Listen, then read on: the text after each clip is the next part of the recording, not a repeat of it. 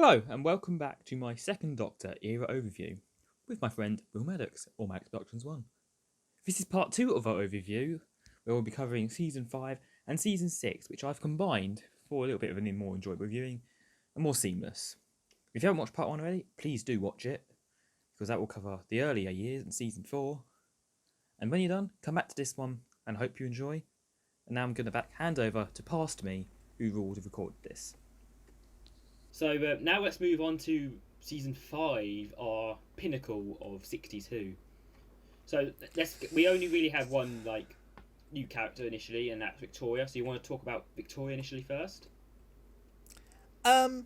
She's lovely.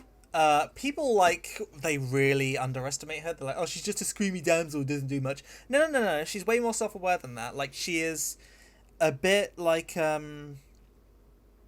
people. Like, she is faint-hearted. She is timid. She is anxious, but she is far more headstrong and courageous than people give her credit for. Yeah. And while she's not gonna go out guns blazing or anything, that would be a funny mental image. But no, she uses her timid elements to her advantage. Particularly, there are specific moments, say when she screams to distract Captain, and then Captain Hopper can take the gun off her. When she screams and that injures the seaweed creature, or when she pretends to faint at one point in the Abominable Snowmen, so that would distract someone from what she intends to do. Or when she pretends to cry in the Ice Warriors, so the Doctor can discuss their escape plan with her. It's great. Yeah, I feel like she's an underrated companion. Again, you have to think that she's a teenager, and she feels like a bit of a real character, rather than just being all that. She's a teenager from the Victorian times who is an orphan and So has keep that in mind. very clear anxiety. Yeah, You can't really judge. and people are like, no, she just screams. I just feel like some of them just judge a character on just how they are in a story, but rather than taking into account where they come from, their backstory, and it's not like she isn't self-aware, because a lot of the time she's like, oh, I shouldn't have screamed, that was cowardly of me. Or she can be very confrontational when she needs to be, against Captain, or against Salamander, or even against the Intelligence to an extent. And I think as also is a very pure-hearted, and I think the interactions with with Tu and Jamie are just so wholesome. I'm honestly gushing because they're too cute platonically, if that's the right word to say. I just protect these three because they're just so nice and yeah.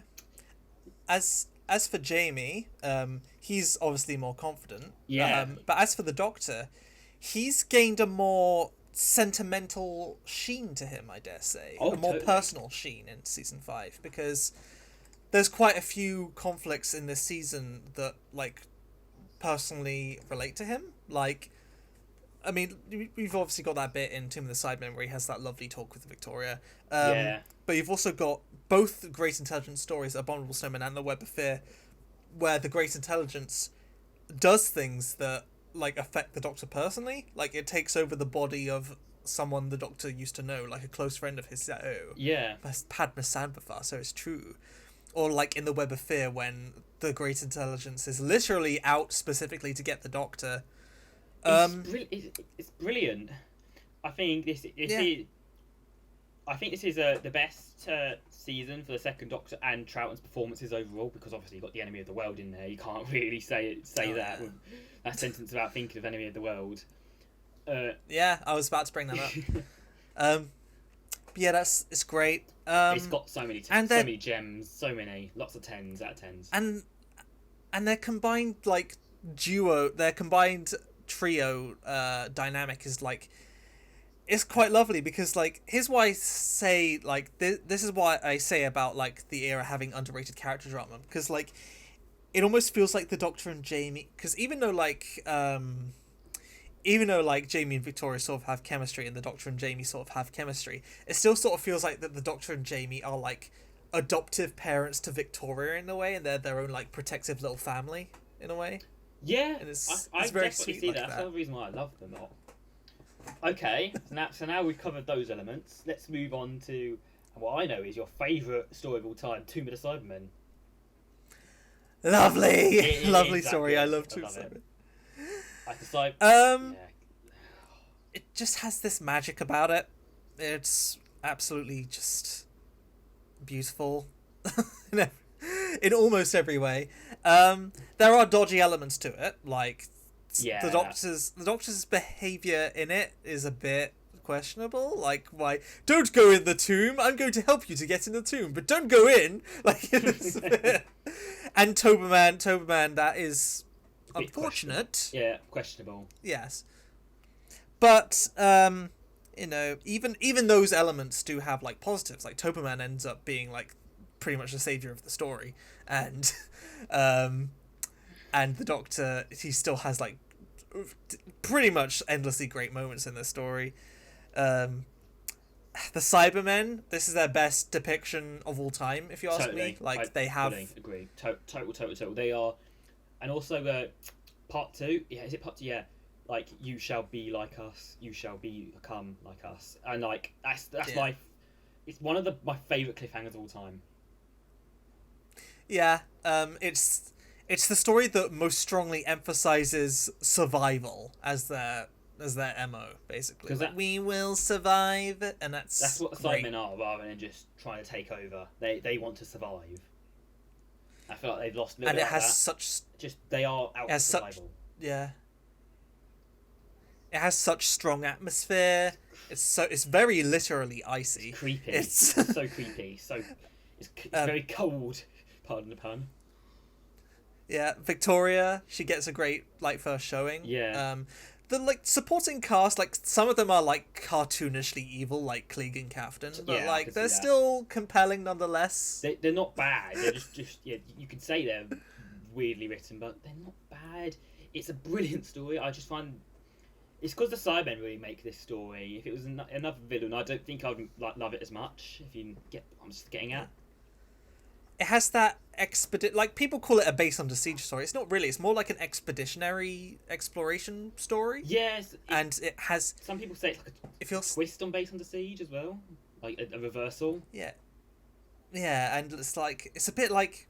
It feels like when explorers like explore ancient Egyptian pyramids, like with all these traps about. It feels like that. Tomb of the Cybermen, because you got that room with the training weapons. You got that room with the revitalization hole in the wall. You got that goddamn whatchamacallit, the hatch, which causes like a whole sea of troubles. You've even got that table and chairs that have like imprinted Cyberman faces on them. I love those. That's small details, eh? And a beautiful element about the story, Troughton in a cape. Now that is an aesthetic. Like, yeah, lovely. Brilliant. And one of the most beautiful moments in all of Doctor Who. Just, they will sleep in your memory, or something. I can't remember the exact words, you know what I mean? It's one of my favourite speeches. I just love it. It makes me, like, smile so much. Because it's such a beautiful way to say things. Yeah, like, the memory of it won't always be a sad one. I believe. I'm thinking about it now, I'm getting emotional. Bloody hell. Oh, that's great. Oh, and the Cybermats, they're cute. Yeah, they're also intimidating. They're actually well written in this. We love it. It's a great... I love the Cybermen. I love this story. So it's a very... So it's not my favourite story overall anymore, but it's certainly the contender because it keeps switching between two. I know it's your favourite. It's definitely going to get a 10 out of 10 for you. Yeah, it's definitely getting a 10 out of 10. Like, when I say favourite, that doesn't necessarily mean most flawless. Favourite for me is just the story that makes me feel the most good. That's a good way of thinking of it. Yeah, it just because like it's got problems. My least. Switching that entirely, my least favourite story of all time is Last Christmas, and that's not to say it is the worst written Doctor Who story ever made. It's not, but it's probably not by a long shot. but No, it's not. the story that makes me feel the least good, I'm- and that's what I'm getting at. Okay, let's not think of New Who before you go insane. Yeah. Okay, Yeah. Tomb gets 10 from me. it's a very contender for 10 for me as well. Like, there are problematic elements which could degrade it, like, as a story overall, but as in terms of feel good, like you said, it is a 10. Yes. Right, now let's get on to The Abominable Snowmen, and I think this is an underrated gem. I think the atmosphere is brilliant, and Troughton's got a stellar performance here. The setting, the Himalayas, it's brilliant. I think the Yeti and the Intelligence are really well introduced as a story. Professor Travers. Yeah, he starts off life as a great character. Yeah, he's a great character. Part one, I like feel Dead like Send could have been Monastery. a bit paced better, but other than that, The man is dead. it's just the monastery is a great setting as well, and it's really fun. It's just great. Yeah. It's a good introduction. Like it kind of lacks the horror punch that the Web of Fear has, but it's still got like this serene vibe to it, and I like that. And it's got this creepy vibe. It's nice seeing. I know it's not actually the Himalayas; it's Wales, but like it's quite convincing. Yeah. And it's just I can feel good watching it. It's a very calm story, and again, the Great Intelligence has that personal gut punch for the Doctor that Padma Zamphar, an old friend of his, and also is possessed and living out an unnaturally long and painful life. That's cool. I'd also say this: I really want Troughton's coat in this story. I love it. He looks so cool in it. The fur coat. Yeah, I love that fur coat. It's cool. I'm hit and miss on it really. Like I prefer the cape from 2, but I don't have anything against the fur coat. I think it just looks cool. Sorry, but no, it's just. Yeah. Overall, I would probably give this story an 8 out of 10. I think it could become a 9 if the animation actually happens this year or something, because it would go well with Web of Fear. It's coming out later. It's just a great. It's a pretty solid. I thought. So yeah, so you'd give it an 8 as well. That's pretty good. Okay, the Ice Warriors now. A certain Matt Moyer he doesn't like this one that much. So what do you like about the Ice Warriors then? It's a pretty great environmentally charged story that's unfortunately dated nowadays because like in the Ice Wars they're worried about it getting colder, but nowadays we're worried about the world getting hotter. But either way, it's great. That's snazzy. Both Ice Warrior stories seem to have like this environmental element to them, and I like that a lot. It's a great story for Victoria. She's like really in the spotlight for this one, and she's really That's like quite good, yeah. Yeah, she is captive of the Ice. She is captive of the Ice Warriors in it, but like she's not just letting shit happen. She does try to escape, and like she does give them what for. Like, no, you can't do this. Like, and then the Doctor gets captured. They think Jamie's dead, but he's just paralyzed for a bit. There's what's his name? Wallace. Peter Sallis. He plays Penley. Yeah. There's a good commentary about like relying on automation as well. Yeah. Because you got those people in the base who's like, no, we must refer to the computer, and then I think they that's a learn good the theme lesson for the story. that I find the I find the side characters not that memorable and just a bit like they get on my nerves. More so the humans. I just find them have a word, shut up. I can understand that. But it doesn't detract from it. I think the Ice stories are really well written, and I think what they're doing is quite good. I love the Ice Warriors. Oh yes, ice. Sorry, but it's a pretty solid 7 out of 10 for me. I'd give it an 8, maybe a 9. Don't know. Yeah, 8-ish. I'll settle for an 8. The animations of the missing episodes is not my favourite. It's just it looks a bit weird, but doesn't detract. Still relatively decent. Just good 7. All right. Okay. Next. Oh, we got a proper good one. The Enemy of the World. Now, I got up at 7 o'clock in the morning just because I didn't go back to bed because I wanted to watch The Enemy of the World. Because it's that good. It's a Troughton masterclass of a performance. Yes. It's like a... Patrick Troughton playing 4 roles, if you think about it. He's playing the Doctor, he's playing Salamander, he's playing the Doctor pretending to be Salamander, and he's playing Salamander pretending to be the Doctor. It's all great. Divine. Oh, wait, and there's also a bit... Oh, no. Yeah, Salamander pretends to be the Doctor. Never mind. I thought that was a bit where he plays Salamander pretending to be the Doctor, pretending to be Salamander. That's just going too deep. That's going too deep. Whoa. It's just a great political espionage, like, and exactly. It's brilliant. It's a great conspiracy. I was on the edge of my seat for that one. You got this dodgy politician, and like at first it's like, okay, he's like a bit of a smarmy, like sly, weirdly sicko guy, but there's nothing to incriminate him per se. And then you hit episode 4 with that underground bunker, and he's violating human rights, causing in this story. I feel like all the twists are like, wow, this is good, and I'm like, yeah, wow. and it's just great all around. Stellar supporting cast as well. Yeah. Astrid Faria, like one of the best female characters of the 60s. Oh yeah, totally, Giles totally Kent. Giles Kent is like a great example of a great plot twist villain. Exactly. Because plot twist villains nowadays have become a bit of a cliche. Like, oh no, you thought they were a hero, but they were actually working against you the whole time. This is where it works really well. Yeah, it works really well here. Faria, the food taster, great character as well. Yeah. There's that chef guy, that hilarious chef guy. I love him.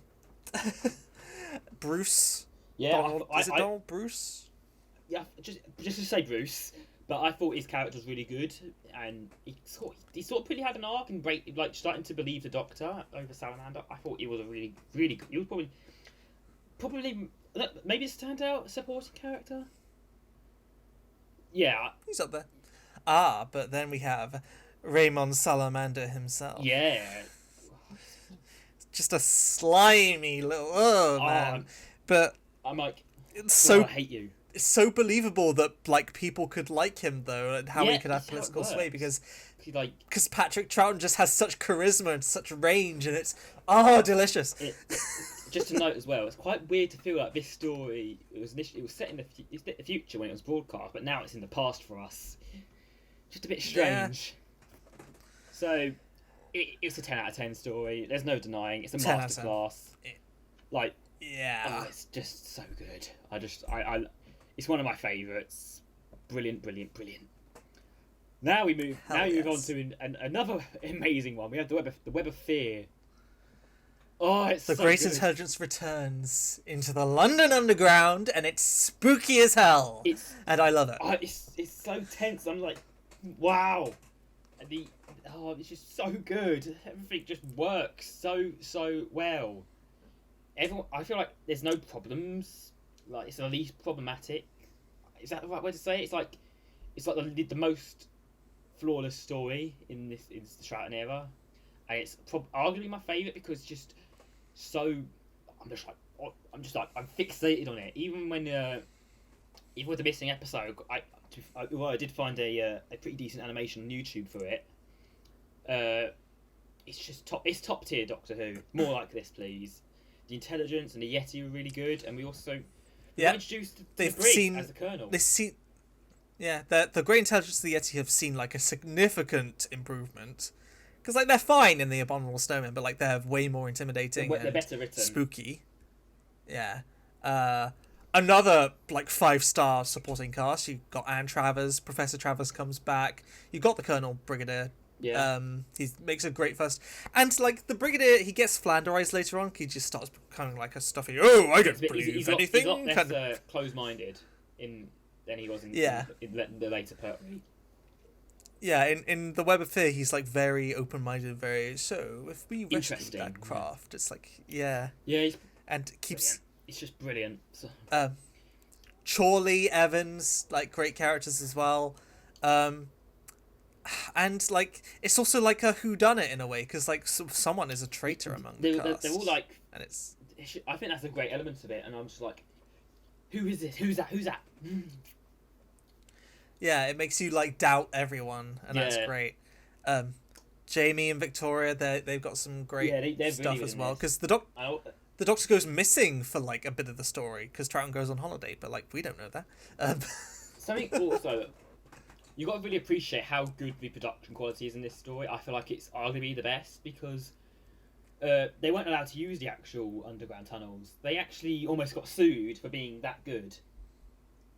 Yeah, It's just so impressive.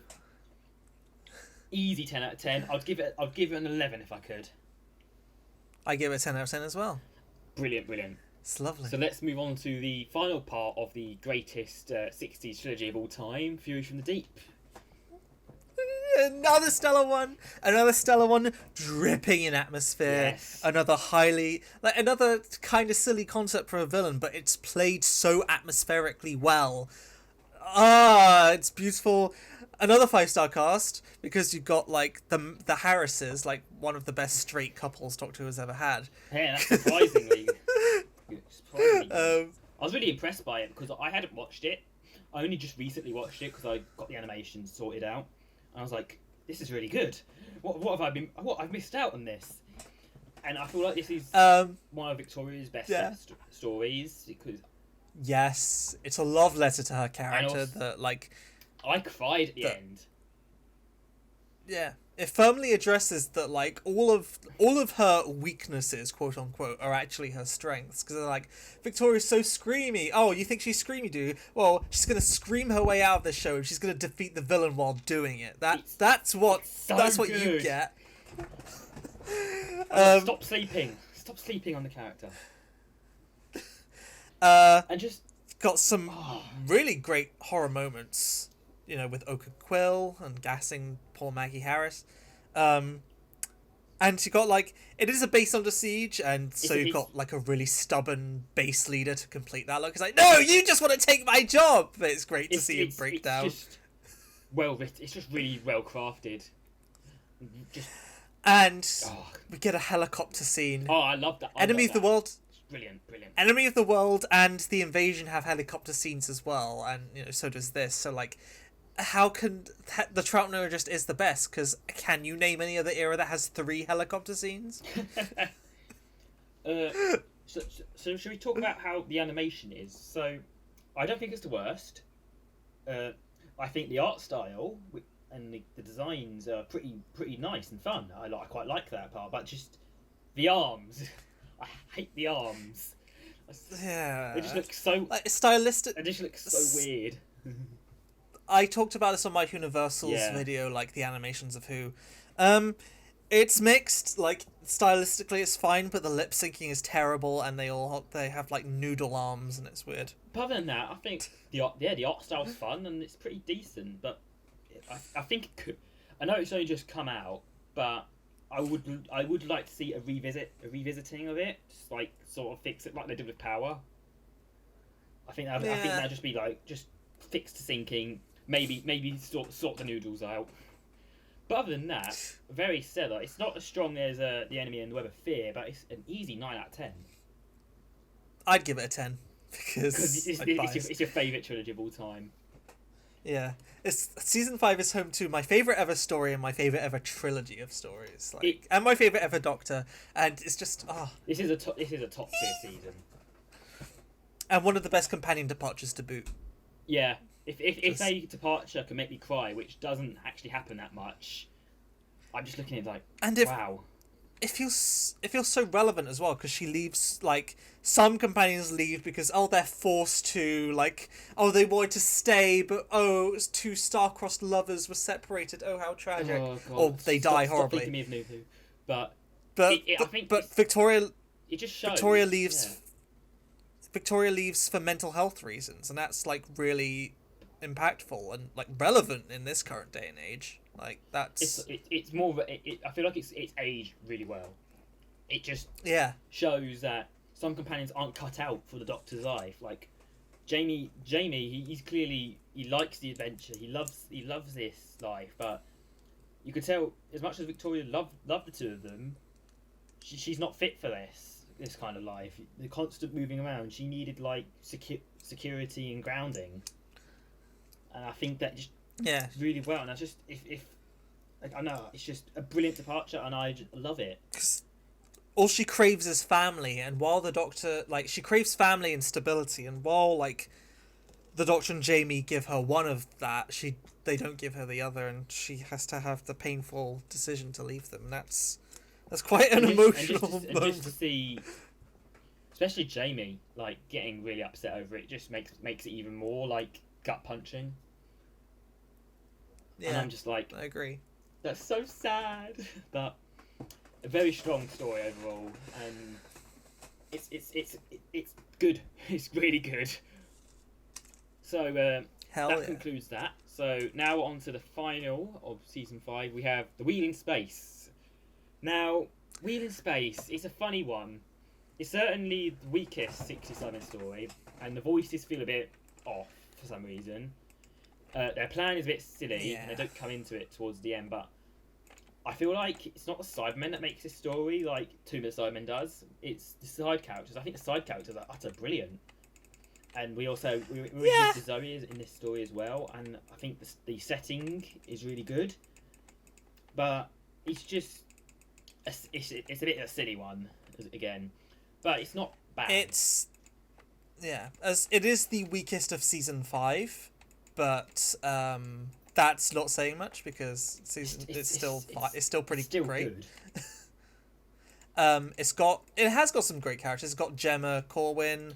Yeah. It's got that lady.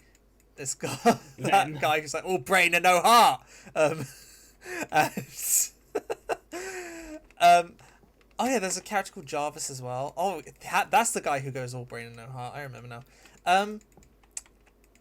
Yeah, and it's got some great grounds for Zoe to kick off her character, because she's like this fact bank, but she wants to learn how it is to feel, and to she just wants to be more than just facts don't care about your feelings, snowflake. She wants to be more than that. She wants to be So that was really good. That was a really good joke.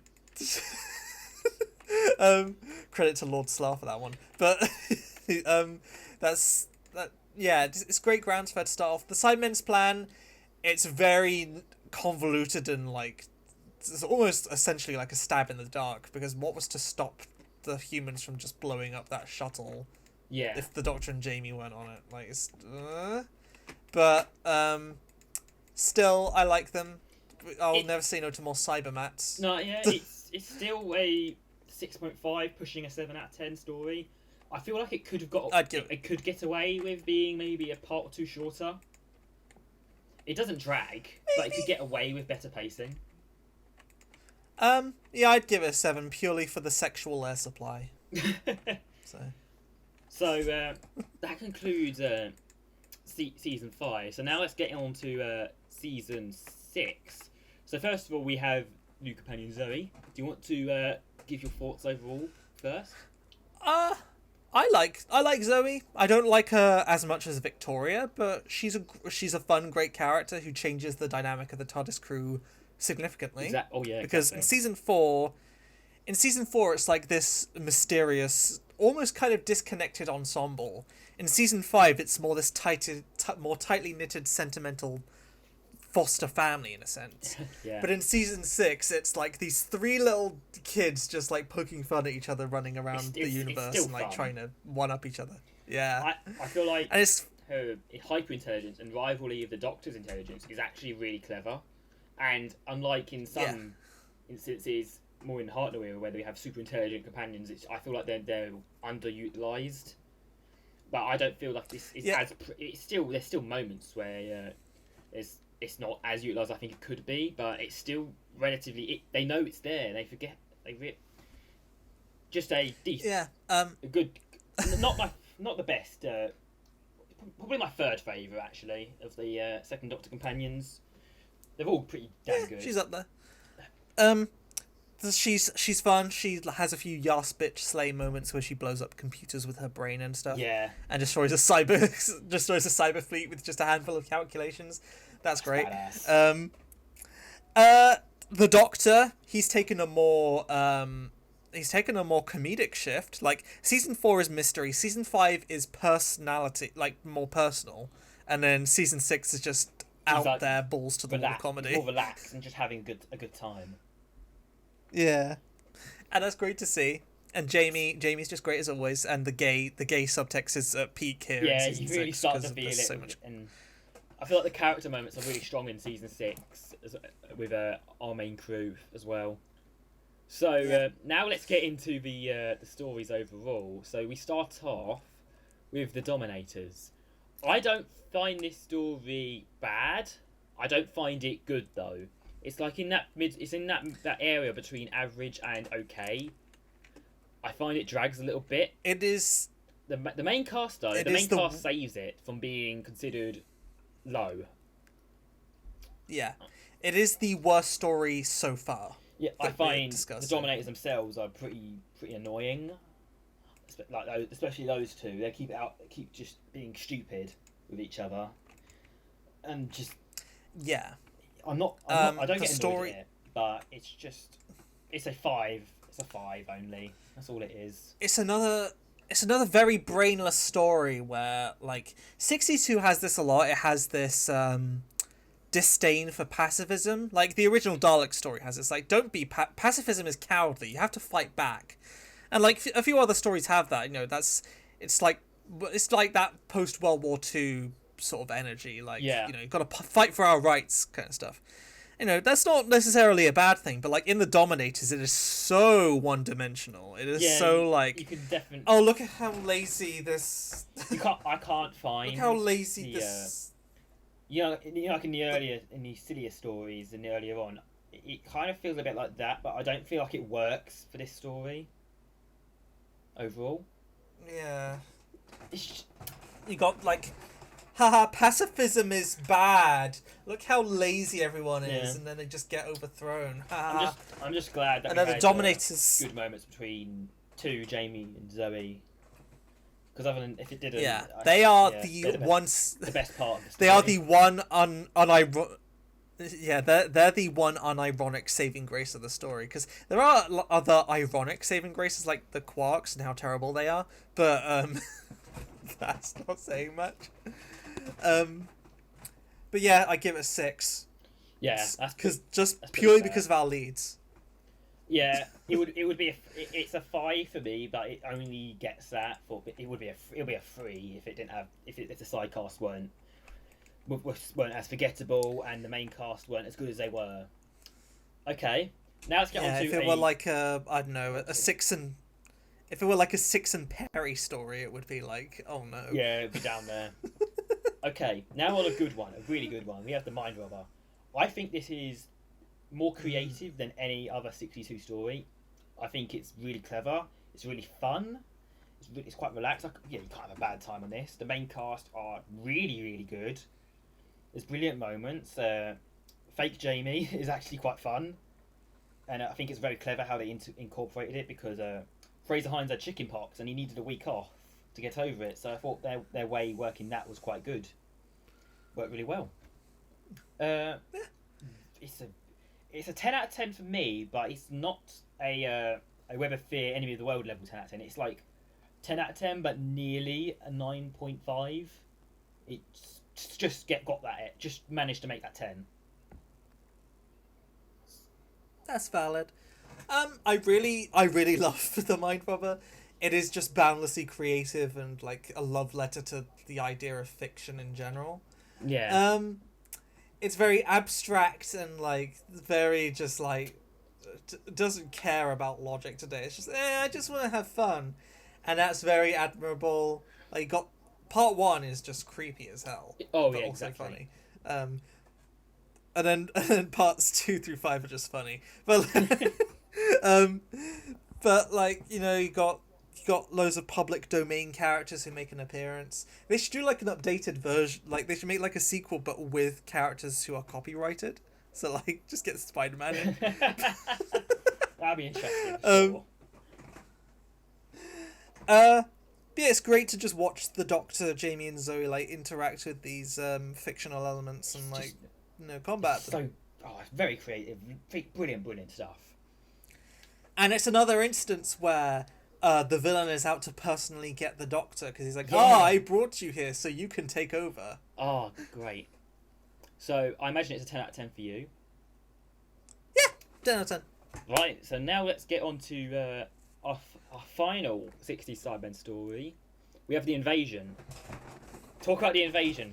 Gush about it. Brilliant conspiracy story. Brilliant.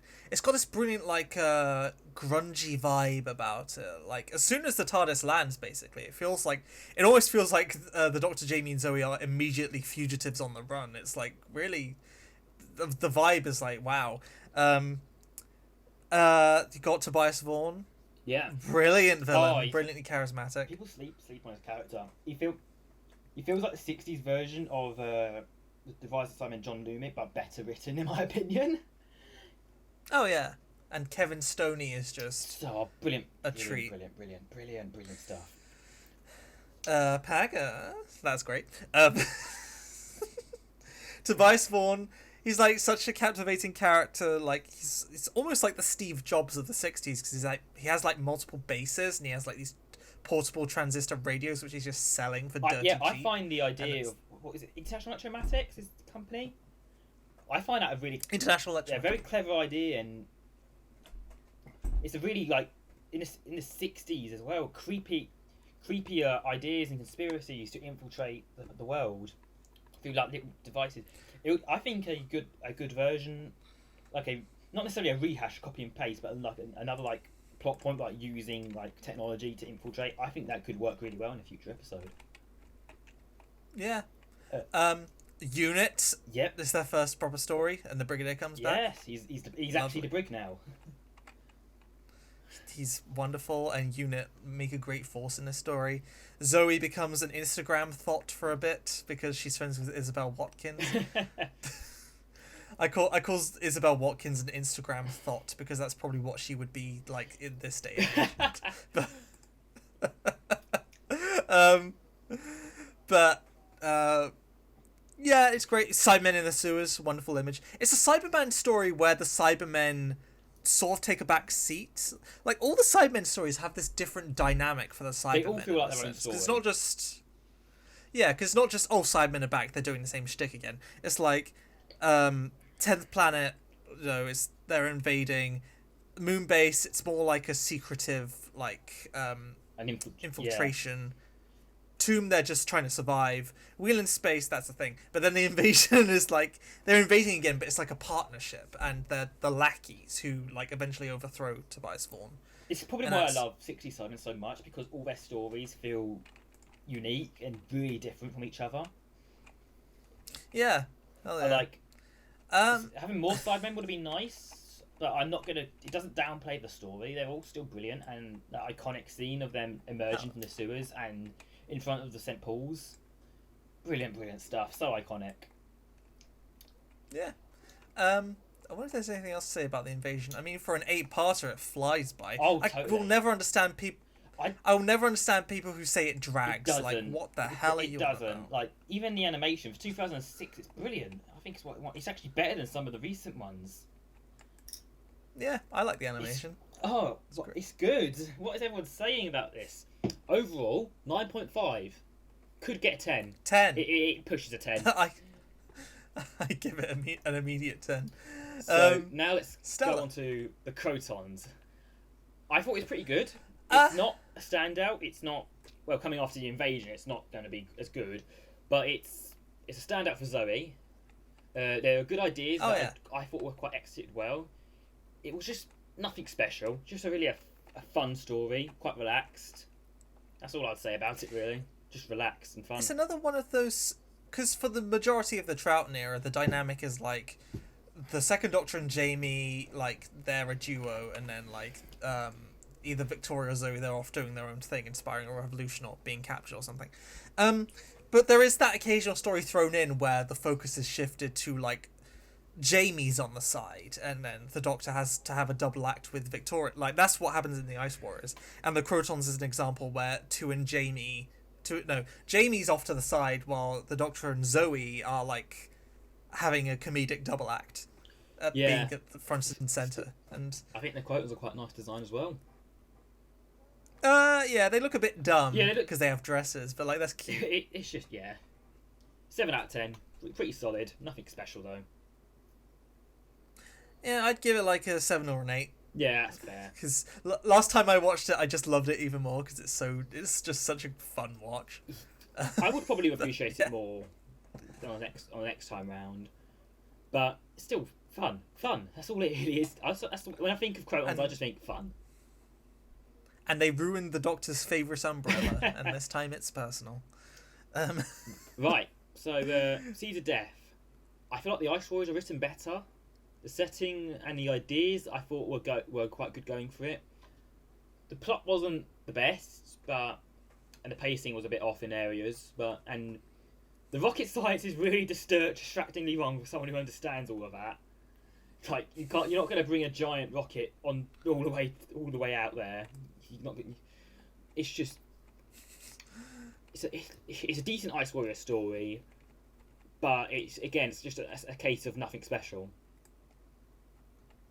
That's fair enough. It's another case where like the space race enthusiasm is really strong. Yeah, And I would like it more if they got the rocket science right, because Oh yeah. because you're not going to put a huge rocket all the way up there. You're not going to drag all that dead weight. SSTOs don't work. True. Maybe I'm being a bit overly bless them. harsh, but it's a good 6.5, 7, pushing 7.5 story. I like the Ice Warriors in it, even if they're terrible at searching a room. Yeah, it's true. They Because are. there's one bit where they enter a room. They could all it would have to do would be to turn one like almost 3/4 like around just to see the guy, but instead it turns like 200 degrees and then turns back the way it came, and it's great. T-Mat, interesting concept. Yeah, It's very again, interesting that like on Reliance the dawn- as well on it, I think was quite good as well. yeah, it's quite interesting that on the dawn of like men landing on the moon, they were thinking ahead, like the optimism of what if technology progresses so far that we think like our current technology is just obsolete Yeah, and just nah. this was broadcast months before the landing. Yeah, And it's fascinating to have that Have that mentality. not even months, weeks. And it's another story where, like, even though it starts out as Base Under Siege, it sort of quickly turns into, like, an environmental pollution story because the seeds get sent through to Earth and they start, like, wreaking havoc. And those scenes are great. Yeah, great stuff. Really. And that whole scene where Troughton gets chased through the moon base is lovely. Oh yeah, good stuff. More good stuff. Just, yeah, you can't have a bad time watching it, I'd say. Yeah. I'd give it an 8 or a 9. Yeah. Like, it is... I, It does feel more generic somehow than some of the other Base Under Siege stories, but, like, it's still really great. It's probably because, like, it's so close to the end of Troughton's run that I start feeling depressed if I watch it, because I'm like, no, you'll be gone soon. Okay, so that's the Seed of Death. Okay, we know what's happening now. We have fucking space pirates. It is devoid of everything the Troughton era is. It's messy. It's a dull, boring, predictable mess. It breaks me. I question people who like it. I want death when I watch it. Yeah, I've watched every Classic Who story 4 times. At least 4 times. Like, Tomb of the Cybermen I've watched, like, probably upwards to 20 times. But, like, at the bare minimum, I've seen every Classic Who story at least 4 times. Yeah. And each one of these 4 times that I have watched the Space Pirates, I've never seen it all the way through to the end. I've just left it on in the background because I can't concentrate on it. It's so... Yeah, like I said, devoid of everything the Troughton era is. I zoned out because I was like, no, I don't want to watch this. Why it's a story called The Space Pirates. Why isn't it like swashbuckling? Like, why isn't it like Treasure Planet or something? Like, There's absolutely nothing piratey about it. I know I made this joke about this, but I put it down on a piece of paper. The War Games is next, and put it over my screen. It was more entertaining. It's more entertaining to look at a piece of paper saying the War Games is next than watching the Space Pirates. And I'm probably going to have Connor coming at me saying the Space Pirates is good. What are you saying? and he is right. He's wrong. I just know he's going to be able to convince me that it's good somehow. But, like, in my current sane frame of mind, it's fucking garbage. Our sanity's leaving our body when Connor convinces the space pirates is good. Yeah. Second Doctor, Jamie and Zoe do fuck all on it. They're hardly in it, which is what breaks it even more. Yeah, and, like, even if, like, I could look past that, because, some stories just don't have the Doctor in it. Doctor-liked stories, that's fine. So long as the characters are compelling. But no, it's Milo Clancy, the most irritating fucking character in the series! Oh, it's so bad. It is a 2 out of 10, pushing a 1. I give it a 0. I That's just don't valid like... Because oh... I've never paid attention to the... Like, all I really remember at the ending is that the Doctor's in a rocket silo or something, and then it, like, blows up or something. Even Patrick Troughton hated being on the set for the Space Pirates, because it was just, oh, we're on the same set again. It sucks. Like, it's devoid of anything I love in this era. What was this? Thanks, Robert It's the Holmes. one story I cannot stand. And yet... If I were to marathon, like, if I were contractually obligated to marathon the Troughton era, like, every month, it would still be worth it, even if I would have to watch the Space Pirates every month, because all the other stories would still make it worth it. Yeah. Okay, let's not talk about Space Pirates. Let's keep our sanity. The War Games. Yeah. The War Games. It's the War Games. It's phenomenal. No one can slander this story. The ideas are genius. They're executed perfectly. It justifies being 10 parts long. I was never bored. I stayed up till midnight watching that whole story. All the way through. Everyone's so good. It's amazing. I like how the story plays with you, because at first it's almost like, oh, they've landed in World War One. Is this another pure historical? What? It's been years since the last one. But then it turns out, no, it's not quite. It's the sinister goings on here. And then the Time Lords are involved. And, like, the Doctor knows who the War Chief is. And they have The War Chief is such a good villain. So many beautiful scenes together. Like, you may have changed your appearance, but I know who you are. He's like, I have you right to leave. I'm just like, it's so good. And it's one of the few cases, because I do like stories like The Deadly Assassin and all that, but I think the Time Lords and Gallifrey is boring. I think they're boring, but in the War Games, I think the Time Lords are actually really well written. They aren't arses. Yes. They are fair. They're going to do what they think is right. They are fair to the Doctor. They're not going to, like, say, screw you, bye. But I could just gush about this story. It's so good. I just never... Even if the Warlord is basically Steve Jobs from the 60s. Yeah. You got that nurse lady, whose name I've forgotten, but, like, she's a cool character. It's so good. Lady Jennifer, that's her name, Lady Jennifer. She's a great character. As is that, like, soldier guy who assists the Doctor and Jamie and Zoe throughout the whole story. Jamie and Zoe are so good in this as well. They actually sort of they stood their own and sort of became, like, leaders. Not all that. Is that a good way to say it? Yeah. Especially towards the second half. It's the one instance where the Doctor pretending to betray his companions works really well. Yeah. Because that's a trope I usually despise because it's so unconvincing. But in this one, it works. It just works. It really does. No one can slander this for me. It is a 10 out of 10, solid. What an amazing end to an incredible era. The final part is some of the best Doctor Who there's ever been. I find myself... Beautiful departure. I cry. If it makes me cry, it's good. I feel like I've forgotten something, but it's nothing. No! I'm just seeing Jamie going back to the Islanders. And then the Doctor gets punished and killed and he's sent to the Pertwee, which, to be fair, is still pretty great. No! It's just... just the fact...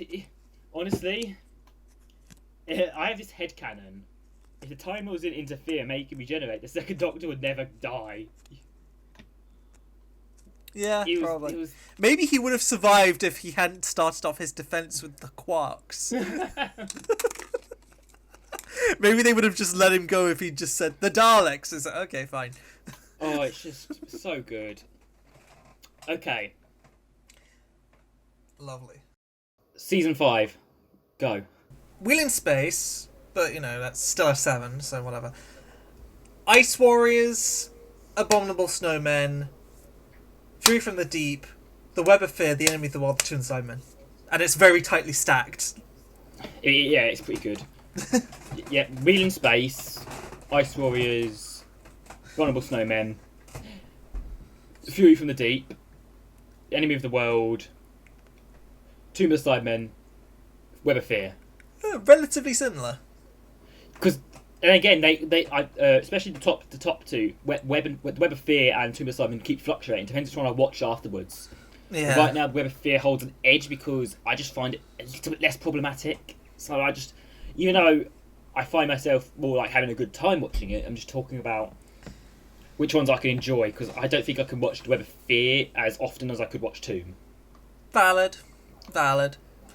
Okay, season 6, go. Okay. Fuck, let me think.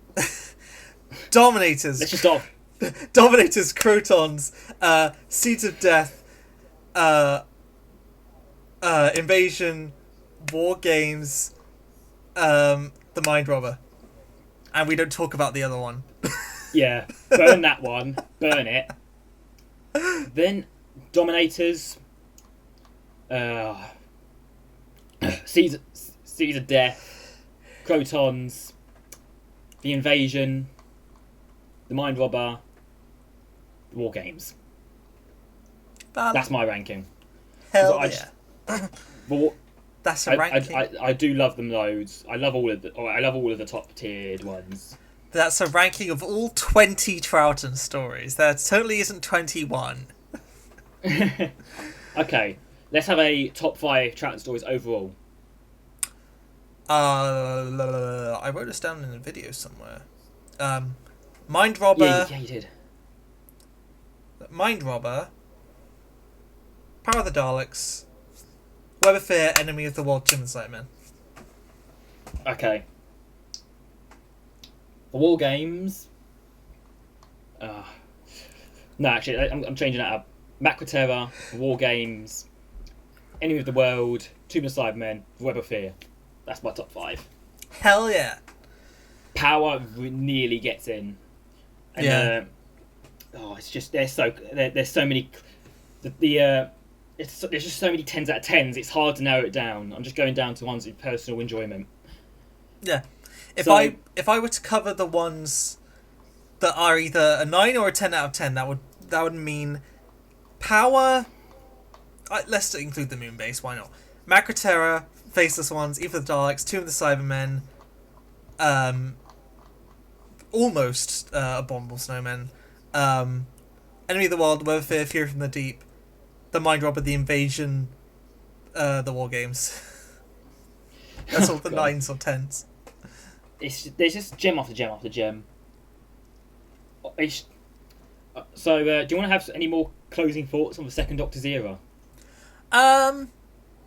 Season 6B is not canon.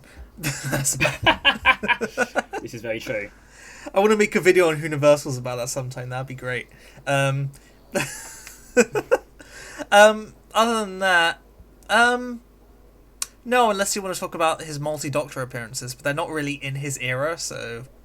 I think that's saved for another video. Okay, that's fair enough. So, have you had a good time on here, Will? Hell yes, it's been really fun and really enthusiastic Obviously. to discuss these stories. You can't have a bad time with the Second Doctor's era. It is, as you said, it is just divine. Just divine. I hope you all watching have enjoyed this little video overview thingy. It went on quite a while, but it's worth it to get a massive simp on here to talk about an amazing era. Subscribe to Delta FX. Subscribe because this is a great channel. We're going to do the whole all of the Doctor's era, and we're going to do more of that on top of it. Oh, let me. Have I subscribed to? I should subscribe to you if I haven't. Let me. You have actually. Ooh, that's bad. Hell yeah. So please keep tuned for the future ones. We've got the third Doctor overview coming relatively soon after this one, because that I'm halfway through that era. I hope you just tune in more, subscribe. It's great having people on here. We're going to get more people on here. We're going to talk about Doctor Who. We're going to gush about it because it's great. This has been the second Doctor's era. I'd like to say thank you to Will for coming on and gushing about this great stuff. Thank y'all. Say bye-bye. Bye-bye, fellow viewers of Matt's channel. Bye-bye. Thanks Bye-bye. for joining me, Will. Hope you all enjoyed. Bye-bye. Bye-bye.